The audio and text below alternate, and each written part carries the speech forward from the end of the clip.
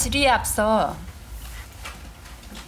백신 접종으로 사망하신 고인의 명복을 빌고 후유증으로 고생하고 계신 우리 피해자들 그리고 유가족들에게 깊은 위로의 말씀을 드립니다.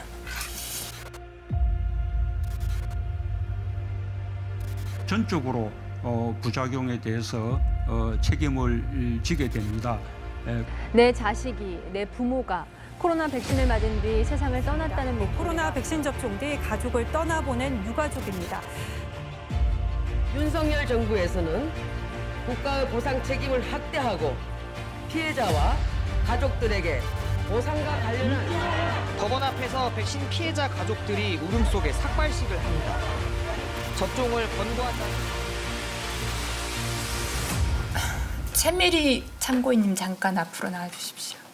저는 작년 9월 화기자 백신 1차를 맞고 사망한 고 윤한술 씨의 아내 최미리라고 합니다. 희망과 미래로 이제는 남편의 몫까지 제가 채워서 아이들과 잘 살아가고 싶습니다.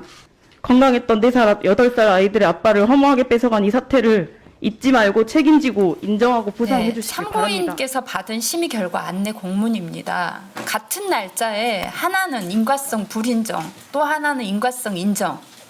청장님, 이게 정상적인 피해보상 안내입니까? 어려운 부분으로 보입니다. 120일 심사 기한도 지키지 않고 심지어는 1년이 넘게 판정을 미루는 이유는 뭡니까?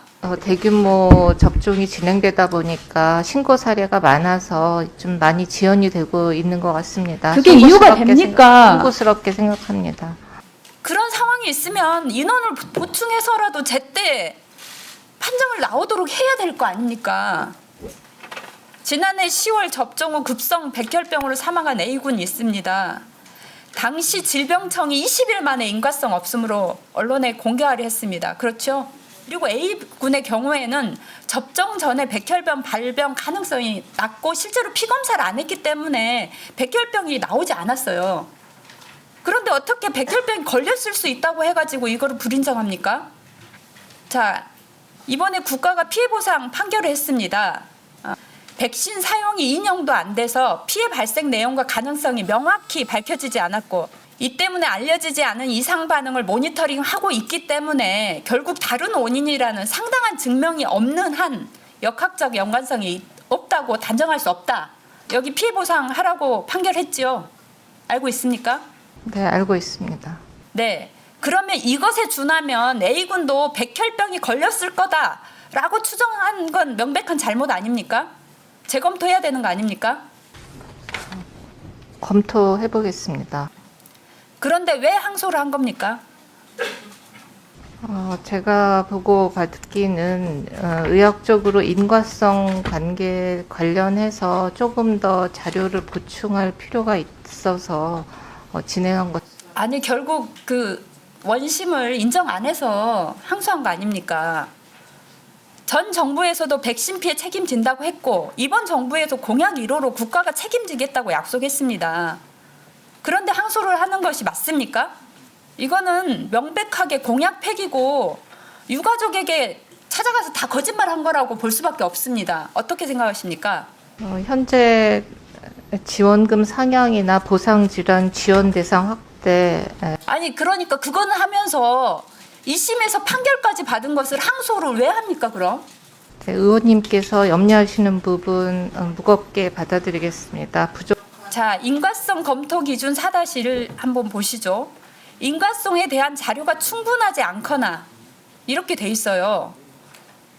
그러면 정부가 4-1을 완벽하게 잘못 적용한 거예요. 기존 백신은 오랫동안 인과성이 인정하는 과정이 있었기 때문에 인과성이 인정되지 않은 경우에는 실제로 적용 안 할 수 있지만 여기는 인과성을 찾을 수 없기 때문에 실제로는 4-1은 실제로 3으로 인정해줘야 되는 거라고 보이거든요.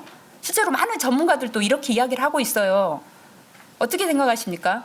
저희가 안전성이나 인관성 관련해서는 코로나19 백신 안전성위원회에서 인관성 연구와 근거 보완을 계속 진행을 하고 있습니다. 그 결과 그러니까 계속 진행을 하고 있어서 추가로 계속 인정이 되지 않습니까? 인관성이 있는데 이게 확인이 안 되는 것을 추후에 계속 인정하는 방식으로 해서 실제로 코로나 백신의 피해를 입은 사망자 가족들이나 피해자들이 계속 이런 말도 안 되는 소송을 계속 해야 된다는 겁니까, 그럼?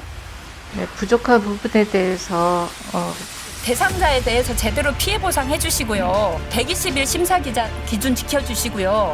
1심에서 이신청했으면 2심은 다른 위원회를 구성해서 해주시고요. 마지막으로 항소 취하하시겠습니까? 검토해보겠습니다.